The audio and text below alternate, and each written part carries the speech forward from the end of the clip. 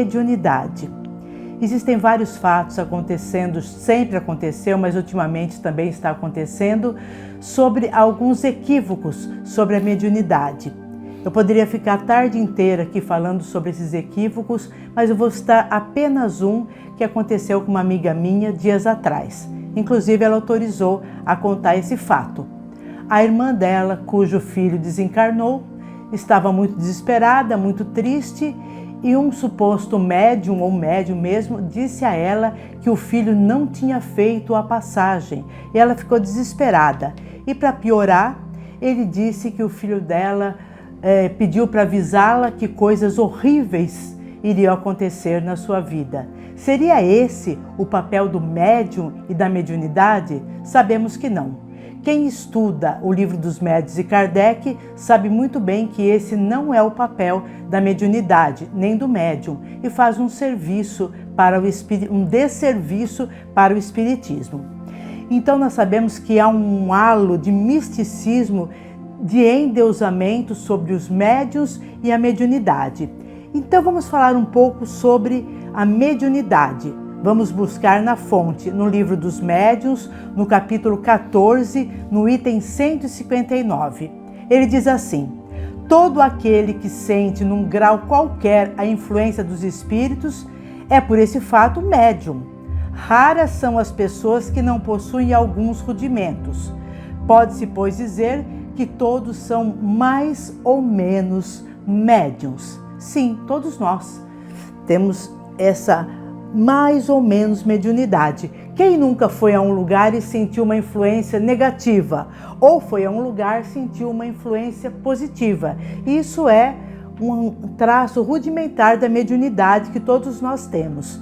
E no Livro dos Espíritos está escrito como que nós percebemos as inspirações do nosso espírito protetor, ou do anjo da guarda, como alguns dizem, através desse traço rudimentar de mediunidade. Então todos nós a possuímos. Não é um endeusamento e nem o misticismo possuir esse grau de mediunidade. Porém, aos médiuns ostensivos, onde a mediunidade está bem patente. O Livro dos Médiuns foi publicado em 15 de janeiro de 1861. Porém, os fenômenos mediúnicos são tão antigos quanto a humanidade. Não foi o espiritismo que criou, entre aspas, a mediunidade. Ele existe desde sempre.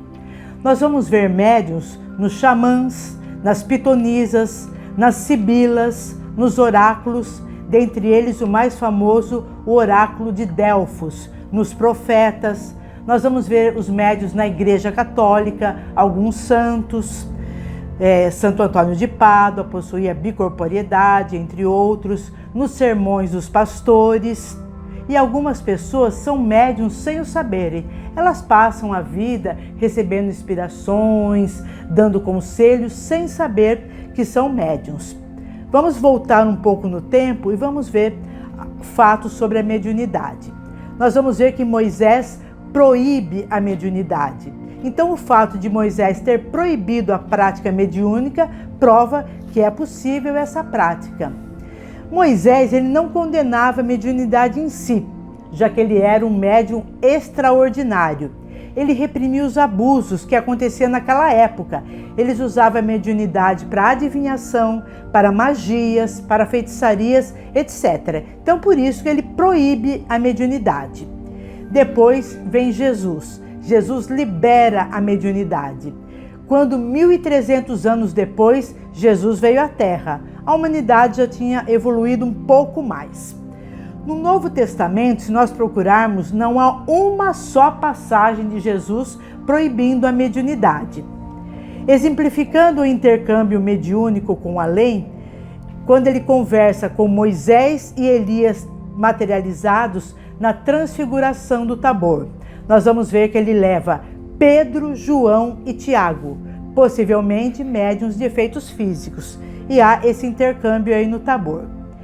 E está assim no Novo Testamento: nos últimos dias derramarei meu espírito por toda a carne, e vossos filhos e filhas profetizarão, vossos mancebos terão visões, e vossos velhos terão sonhos, Então era a liberação da mediunidade para toda a humanidade. Aí, no século XIX, vem o Espiritismo. Alguns séculos depois da vinda do Espiritismo, algumas religiões tentaram proibir o intercâmbio mediúnico, dizendo que ser obra do demônio. Aqueles espíritos que comunicavam eram o demônio. Surge então o Espiritismo, que utiliza a mediunidade como instrumento valioso de espiritualização para a humanidade. O Espiritismo também não concorda que se faça mau uso da mediunidade. A sua finalidade é superior e o Espiritismo ensina técnicas para a segurança e o proveito espiritual da mediunidade. E como acontece essa comunicação mediúnica? Quem assistiu o filme Ghost, Do Outro Lado da Vida, nós vamos ver lá a Whoopi Goldberg, quando ela não sabia que era médium, e quando ela vai passar uma comunicação, ela tem um tranco, né? Parece que o espírito entra dentro do corpo dela. Então não existe essa incorporação, que tantos falam, incorporação não há. A comunicação de encarnado para desencarnado é mental, é completamente mental, de pensamento a pensamento. O desencarnado se aproxima do encarnado, que possui a mediunidade, e ele manifesta utilizando o corpo físico do encarnado. Porém, é sempre uma ligação mental, não há aquele tranco como a gente vê no filme. E daí surgem vários equívocos sobre a mediunidade. O que é o médium? Ele é um intermediário entre o plano físico e o plano espiritual. Porém, né, com o tempo, em vez de estudarmos o livro dos médiuns, né, colocamos fontes da nossa cabeça. Aí começou a surgir esses equívocos. Primeiro, os médiuns não são adivinhos, eles não fazem adivinhações.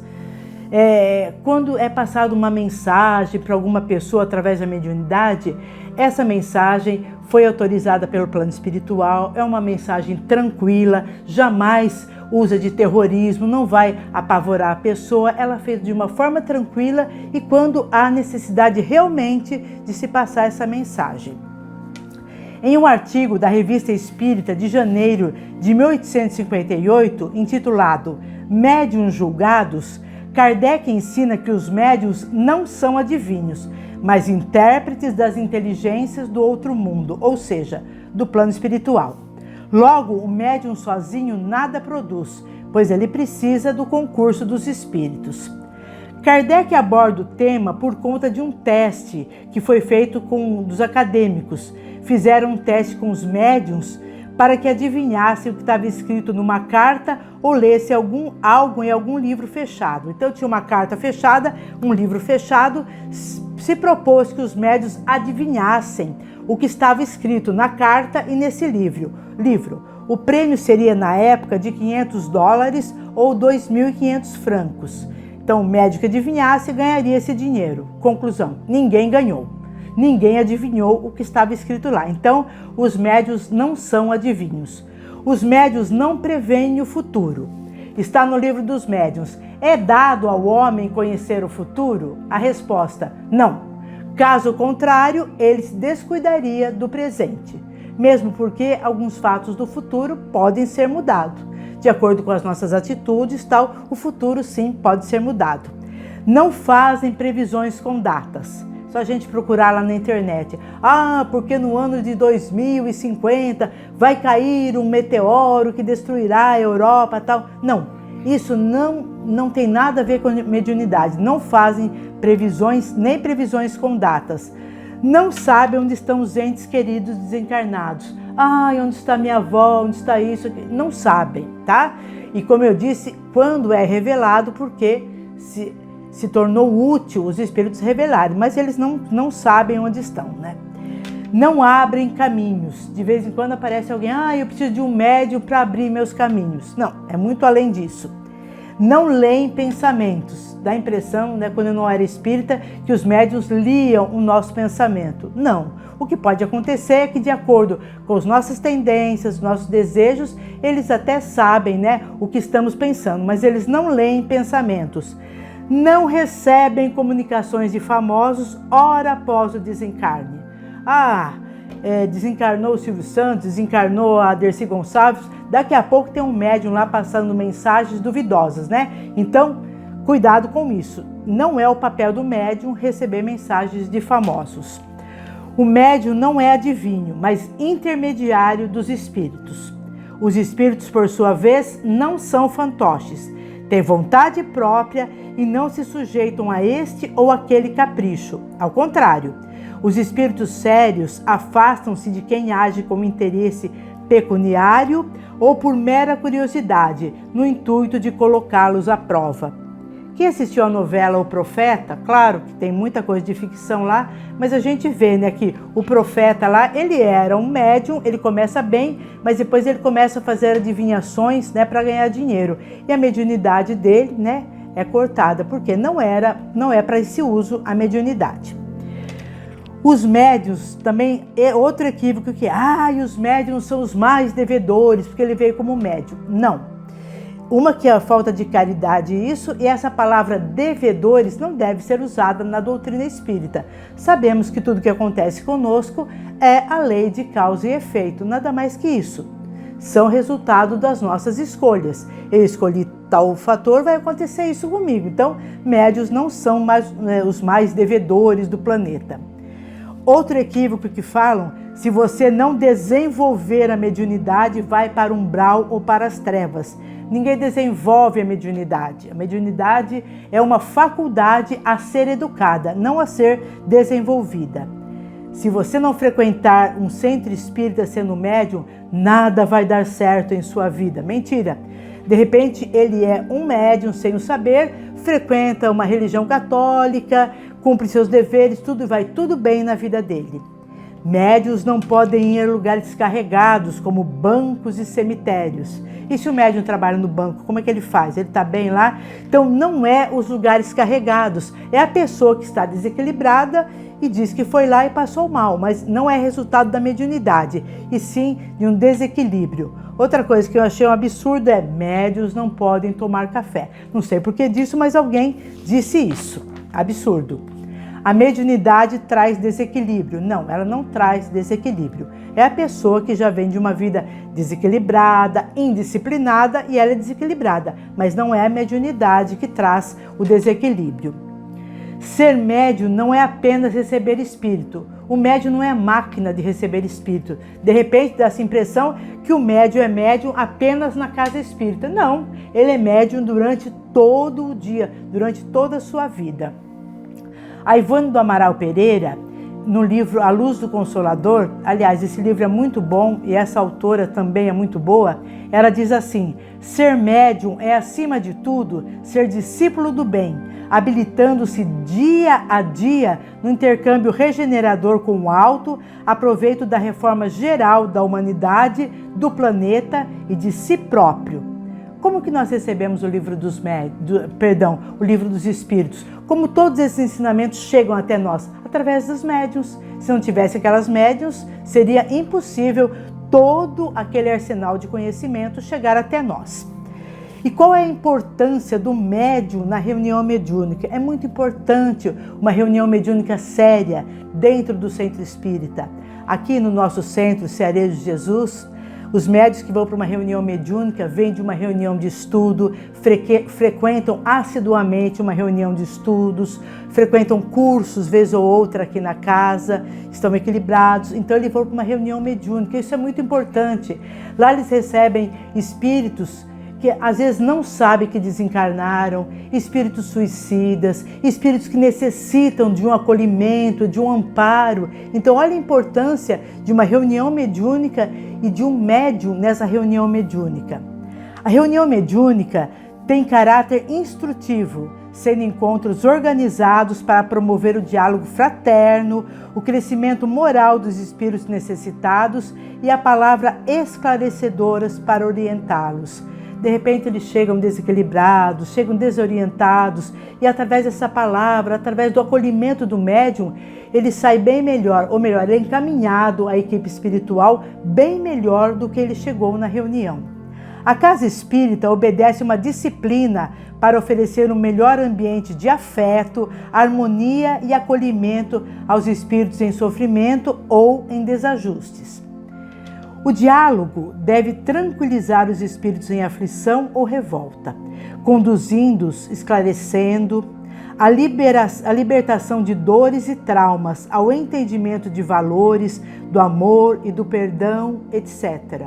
Antigamente, quando não tinha um estudo, nada disso, quando o espírito chegava à reunião mediúnica, às vezes ele era ou questionado ou julgado. Hoje em dia não, nós levamos ele ao esclarecimento, à libertação. Ele vem às vezes cheio de dores, cheio de trauma, e aí nós, através da conversa e tudo mais, né, vamos levando ele a uma tranquilidade, levando ele esses valores que eu disse aqui, né, o amor, o perdão, o esclarecimento. E também é importante frisar aqui que não é somente no centro espírita que o médium tem a sua importância, já que ele é médium durante toda a sua vida, no cotidiano. Existem vários casos aqui para a gente citar sobre como o médium pode ajudar as pessoas, os espíritos no dia a dia. Mas a gente vai citar apenas 2 aqui para não nos alongarmos. E com a Ivone do Amaral Pereira.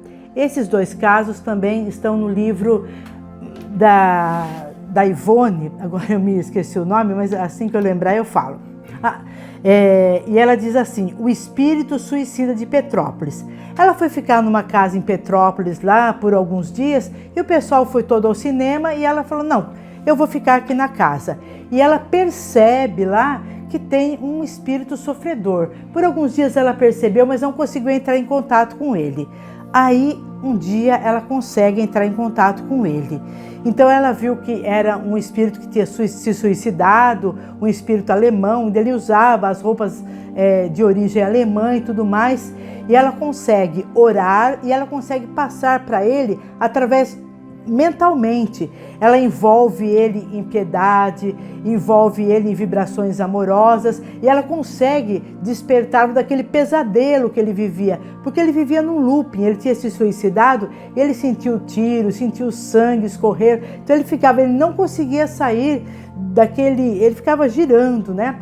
Não conseguia sair daquele looping giratório. Ela consegue despertá-lo daquele pesadelo que se deprimia há tanto tempo. E ela diz assim: conseguia ampará-lo no coração com a ternura do amor materno.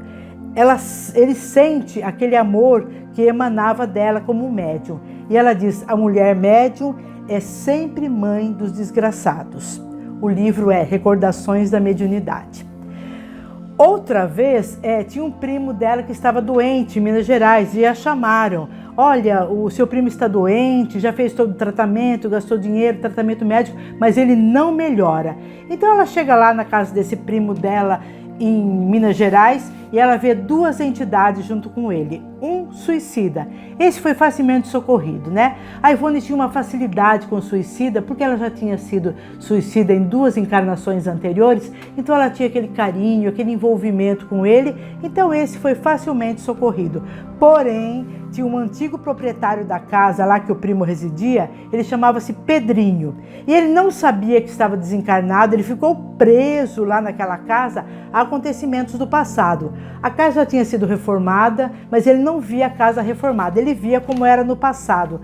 Ele dormia num colchãozinho no chão, um colchãozinho todo velho, já rasgado, as roupas dele rasgadas. Então ele ficou naquela casa lá e ele transmitia tudo o que ele estava sentindo, aquela tristeza, para o primo dela. Então foram cerca de 2 meses de longos diálogos amorosos. O Pedrinho foi recolhido por entidades responsáveis ao trabalho de recuperação. Então a Ivone conversava com ele mentalmente, tudo até que ele foi recolhido. E o primo foi se recuperando. Então a gente vê como que a mediunidade é importante no nosso dia a dia, esse acolhimento. Então agora nós vamos ler um trechinho para a gente terminar aqui, de um livro Espíritos e Médiuns, do Leon Denis, outro autor muito bom que às vezes os espíritas esquecem de lê-lo. O espiritismo e a mediunidade são os únicos que podem realizar essa doce e santa comunhão e trazer a todos a paz, a serenidade da alma, que dá fortaleza e convicção. Pouco a pouco, o médium vai se tornando o artífice bendito da obra de renovação. Recebe e transmite as instruções que iluminam a vida e traçam a vida de ascensão para todos, proporcionando assim ajuda moral que faz mais fácil o dever e mais suportável a prova. Então era isso que nós tínhamos de passar. Pedimos que vocês compartilhem esse vídeo com quem gosta do assunto, se inscrevam no canal e ativem o sininho. Muito obrigada a todos.